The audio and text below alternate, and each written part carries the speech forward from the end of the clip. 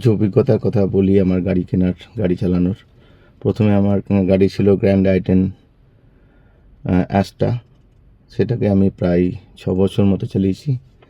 এরপর নেক্সট যে গাড়ি কিনলাম সেটা হচ্ছে কিয়া সেলটস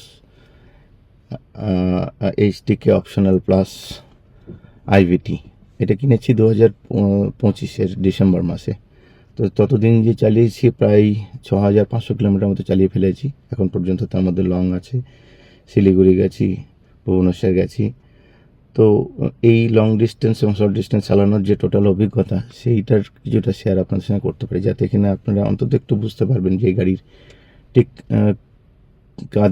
কিনলে পরে কতখানি তার কাজে হবে, কিংবা ফুল প্রুফ, ফিচার প্রুফ বলে না, যে 15 বছর পর্যন্ত আপনি এই গাড়ি ইউজ করা যাবে কি যাবে না, কিংবা চেঞ্জ করতে হবে কি না, সেগুলো আপনাদের একটু শেয়ার করতে পারি যাতে আপনাদের একটু বুঝতে সুবিধা হয়।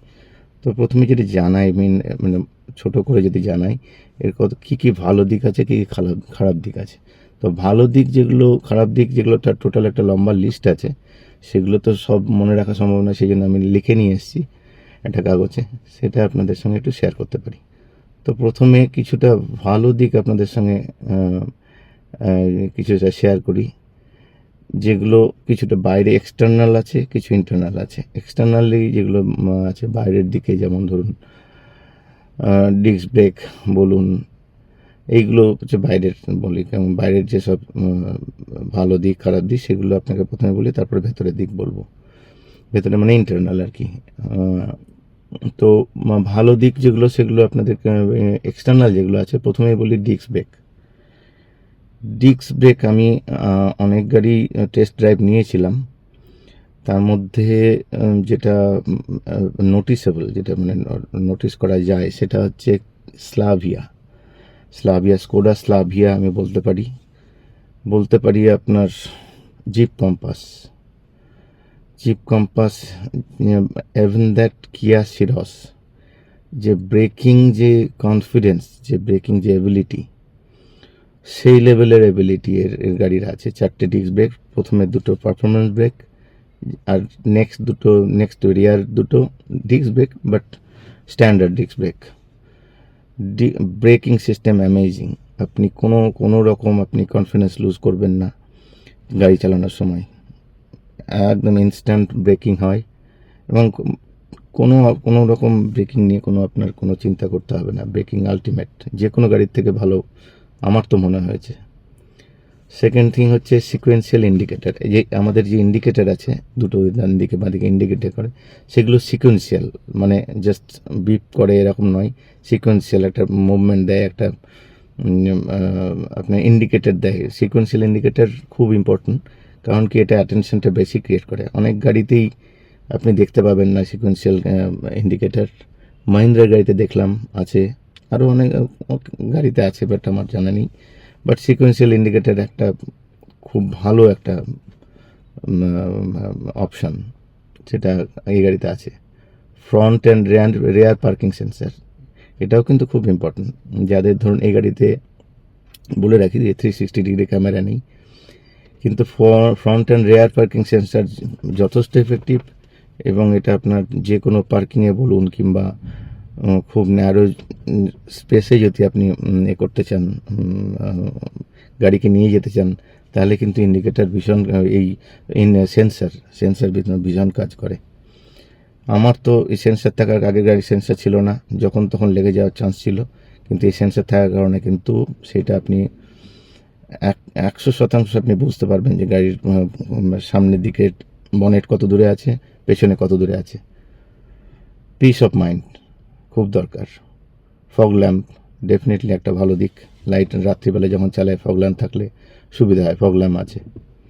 ডোর হ্যান্ডেল আজকালকার দিনে যেসব ডোর হ্যান্ডেল সব নতুন আসছে, যেগুলো আপনার ফ্ল্যাশ ডোর হ্যান্ডেল, একদম আমি পছন্দ করি না। কোনো সিচুয়েশনের ফ্ল্যাশ হ্যান্ডেল আমার তো পছন্দ নয়। ডোর হ্যান্ডেল, স্ট্যান্ডার্ড ডোর হ্যান্ডেল, একদম গ্র্যাব করা যায়, সলিড ডোর হ্যান্ডেল, সেটা কিন্তু আমার ভালো লেগেছে। আপনার কিন্তু ডোর হ্যান্ডেল কিন্তু ম্যাটার করে, গাড়িটা দেখতেও ভালো লাগে, অ্যাজ ওয়েল অ্যাজ কাজেরও। সানরুফ একদম ফুল সানরুফ আছে, আপনাদের দেখাবো। ফুল সানরুফ বেশ রোমান্টিক ব্যাপারটা, কিন্তু এটা ঠিক খুব যে কাজের তা নয়। খুব যে কাজের, আমি যদি ধরুন কোনো জঙ্গলে সাফারি করছেন, কিংবা কোনো রাত্রিবেলা স্কাই চলছেন, কিংবা মেবি অকেশনালি এটার ইউজ হয়, আদারওয়াইজ খুব যে ইউজ আছে তা নয়। পরিষ্কার রাখতে হয়, এটা একটা বড় অসুবিধে। 17 ইঞ্চ অ্যালয় হুইল, এটাও একটা গুড অপশান। অনেক গাড়িতে দেখবেন 16 ইঞ্চি আছে, 15 ইঞ্চি আছে, 18 ইঞ্চি হলে ভালো, বাট 16-17 ইঞ্চি নট ব্যাড। 17 ইঞ্চি যথেষ্ট ভালো, সব দিক থেকেই ভালো, ভেরি অপটিমাইজড। বড় হলে বড় ভালো, তার মাইলেজটাও ম্যাটার করে। 17 ইঞ্চি ভেরি গুড। ইভেন দ্যাট এই গাড়িতে যে আপনার অ্যালয় হুইল আছে সেটাও আমার ভালো লাগে, রাদার দ্যান মেশিন কাট ততখানি অ্যাপিলিং নয় যতটুখানি এখানে এই গাড়িতে যেটা অ্যালয় হুইল আছে।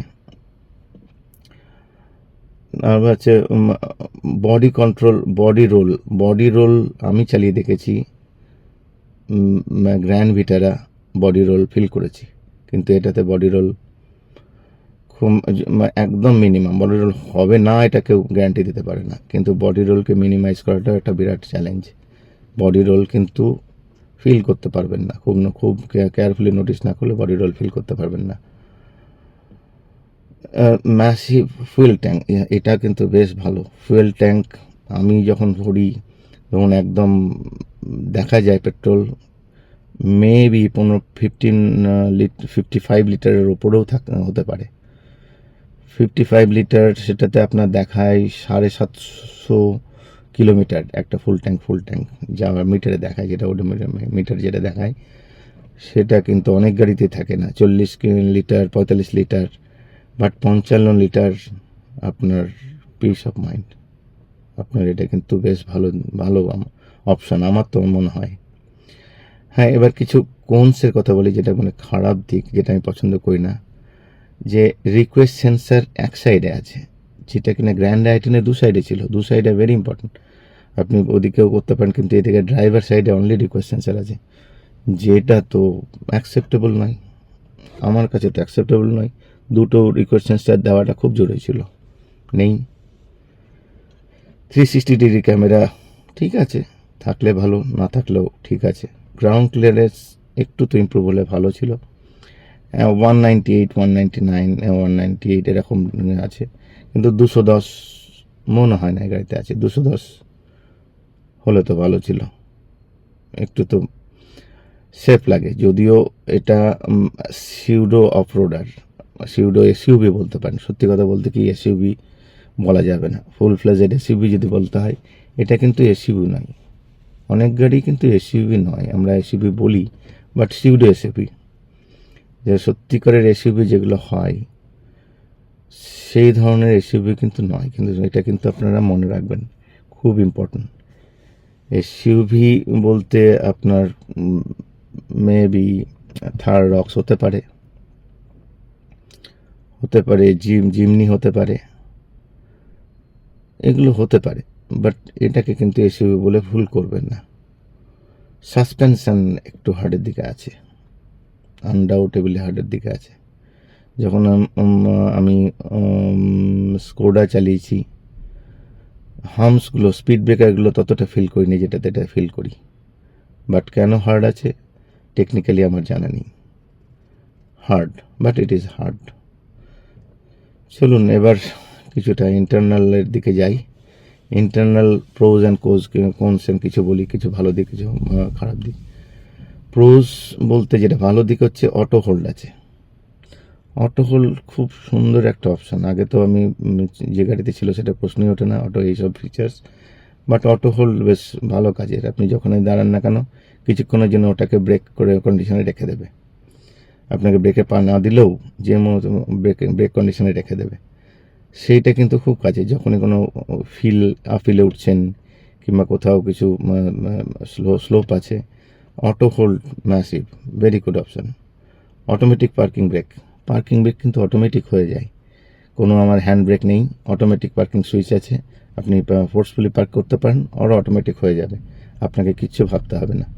জাস্ট গাড়িটা সুইচ অফ করে দিলেন, পুশ বাটন দিয়ে সুইচ অফ করে দিলেন, বাস অটোমেটিক।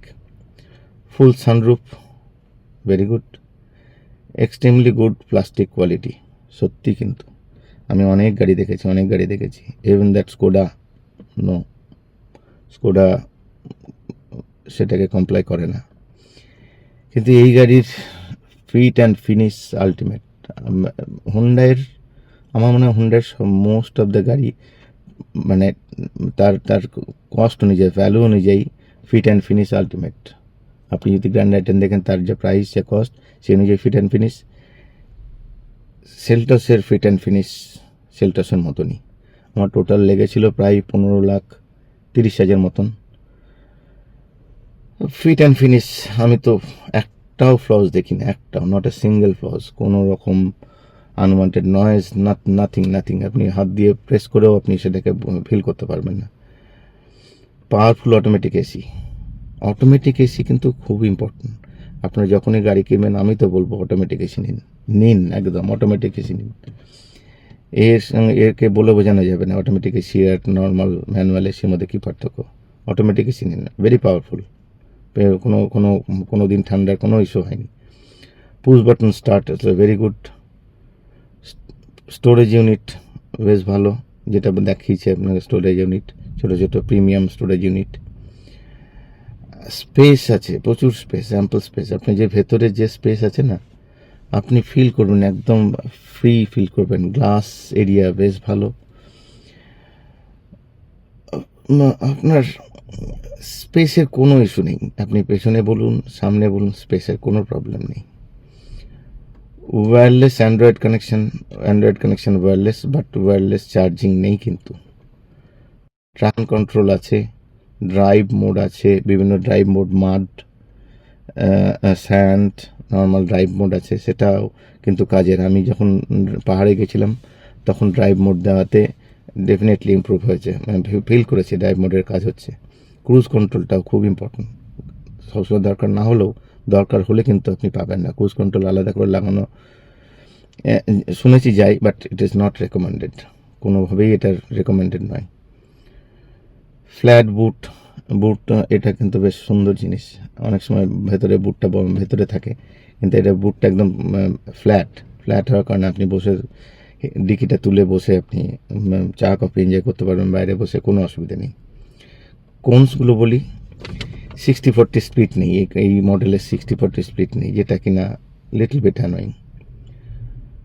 ডোর হ্যান্ডেল সফট টাচ নেই এই মডেলে। সফট টাচ হলে ভালো, না হলেও অভ্যাস হয়ে গেছে, এখন আর সেটা ফিল করি না। ব্যাক পকেট নেই, সিটের যে ব্যাকের পকেট থাকে সেই পকেটগুলো নেই। ফুয়েল এফিসিয়েন্সি ভেরি কন্ট্রোভার্সিয়াল, এটা নিয়ে কীভাবে যে বলি বোঝানো মুশকিল। যদিও আমি হাইওয়েতে 17.5 ম্যাক্সিমাম 18 পেয়েছি, এবং লোকালে 11-র বেশি তো ওঠে না, অসম্ভব, 11 খুব বেশি হলে। এই হচ্ছে কন্ডিশন। সার্ভিস সেন্টার থেকে বললো আপনার ফার্স্ট সার্ভিসিং, সেকেন্ড সার্ভিসিং নেওয়া পর্যন্ত আপনার গাড়ি টিউন হবে না, so just wait for that one. So wait করা ছাড়া কিছু করার নেই। Power not enough for hilly dot, এটা কিন্তু সত্যি কথা। এই 1.5 naturally aspirated engine, undoubtedly peace of mind. Sound আপনি পাবেন না, গাড়ি যখন অন করা হবে ভেতরে সাউন্ড নেই, চালান কোনো সাউন্ড নেই। ভাইব্রেশন অ্যাজ লো অ্যাজ পসিবল, ভাইব্রেশন নেই। কিন্তু যখন আপনি হিল রোডে যখন ড্রাইভ করবেন, তখন কিন্তু আপনাকে একটু ভাবতে হবে।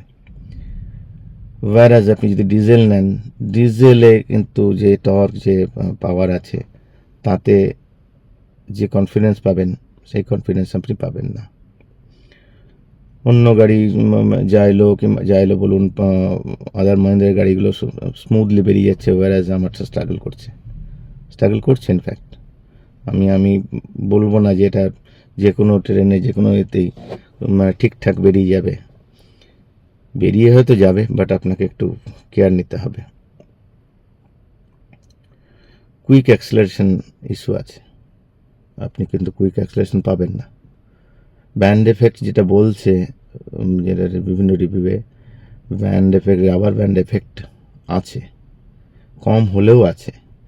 আপনি কিন্তু যে স্লাভিয়াতে যে অ্যাক্সেলারেশন, সুপারব অ্যাক্সেলারেশন, জিপে অ্যাক্সেলারেশন সুপারব, মানে আপনি প্যাডেলে পা রাখলে ভাবতে হবে যে আপনি প্যাডেলটা কতক্ষণে প্রেস করবো, কিন্তু এখানে কিন্তু টাইম লাগে।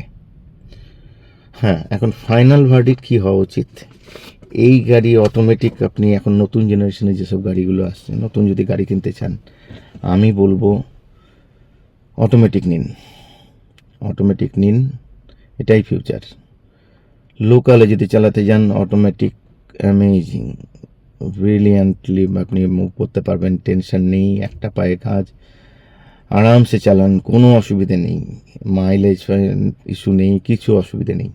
অটোমেটিক নিন, গিয়ার শিফটিংয়ের কোনো প্রবলেম নেই, ক্লাচের প্রবলেম নেই, কেয়ারফুলি চালান।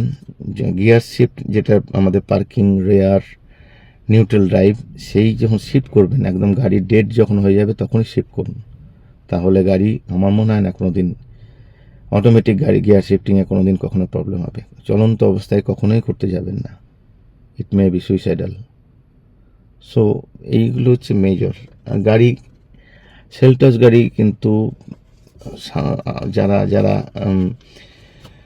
আমার মতো বিরাট স্পিড চান না, বিরাট এনথুয়াস্টিক চান না, অথচ গাড়ির মধ্যে মানে মানসিক শান্তি, কমপ্লিট মানসিক শান্তি যদি চান, আমি তো বলবো কিয়া সেলটস নিন, চোখ বন্ধ করে কিয়া সেলটস নিন। আপনি কিয়া সেলটস, অন্য গাড়ি দেখুন, দেখার পর আপনি এগুলো যেগুলো বললাম সেগুলো মিলিয়ে দেখে নিন।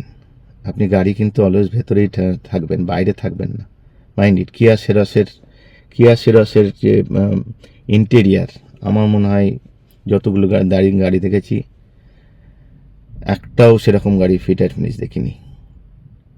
অদ্ভুত, এত ভালো কি করে হয় আমার জানা নেই। কিয়া সেরস আলটিমেট।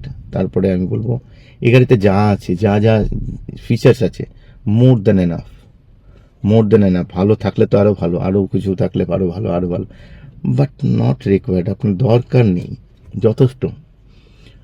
আপনি কোনো দিন চালান, কিয়া গাড়ি চালান, কিয়া সেলটস বিশেষ করে বলবো। আর বলবো কি যে যদি 4 মিটারের থেকে 4 মিটার, তাদের ডিএনএ স্ট্রাকচার অন্যরকম, কনফিডেন্স লেভেলটা অনেক বেশি পাবেন। হ্যাঁ, কিয়া সোনেট নতুন যে স্বপ্নটা আসছে, মনে হয় নেওয়া যেতেই পারে, যারা ধরুন বড় গাড়ি নেবেন না। কিয়া সোনেট গুড অপশান, ইন্টেরিয়ার ভালো, দেখতেও অনেকটা ভালো করেছে, যেগুলো পেছনের যেগুলো লুকটুকগুলো অন্তত দেখে তো মনে হচ্ছে চেঞ্জ করেছে। যদি চেঞ্জ করে থাকে কিয়া সোনেট কিন্তু ভালো। আমার নেওয়ার তো ইচ্ছা ছিল কিয়া সোনেট ডিজেলটা, স্পেশালি টর্ক কনভার্টার আছে, গ্রেট কার। টর্ক কনভার্টার অটোমেটিক যদি নিতে পারেন, পয়সা যদি আপনার পারমিট করে, নিয়ে নিন। সনেট নতুন গাড়ির fit and finish excellent. Diesel যদি আপনার ডিপিএফের ব্যাপারটা যদি আপনার না, আপনি করতে পারেন, অ্যাফোর্ড করতে পারেন, চোখ বন্ধ করে নিয়ে নিন। পরে কি হবে না হবে দেখা যাবে, এখন তো আপনার ডিজেল নিয়ে কোনো ইস্যু নেই, নিয়ে নিন। থ্যাংক ইউ, দেখা যাক।